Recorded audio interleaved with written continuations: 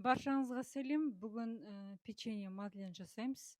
Ең алдымен жұмыртқамен шекерді миксермен араластырып аламыз.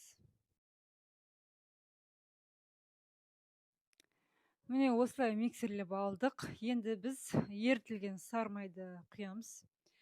Және мен лимон цедрасын салдым. Ванильный паста салсаңыздар да болады. Ештеңе салмасаңыздар да болады. Енді ұнды салып араластырып аламыз.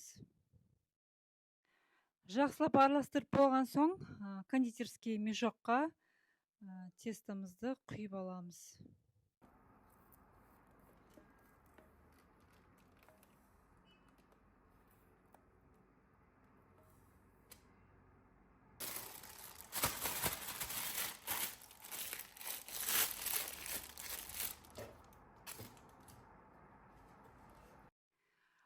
Формамыздың майлауын қажеті жоқ. 3-тен 2 бөлігін құямыз, толтырып құймаймыз тестаны. 200 градуста конвекция режимде 10-12 минутқа жібереміз. Міне біздің мадлен печеньеміз дайын болды. Қалауларыңызша әсемдеуге болады.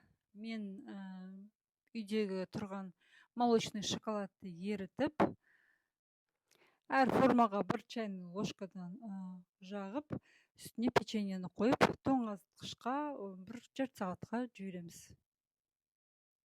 Печеньенің ішіне неше түрлі начинкаларды жасап құюға да болады, әрине, әркімнің қалауы бойынша.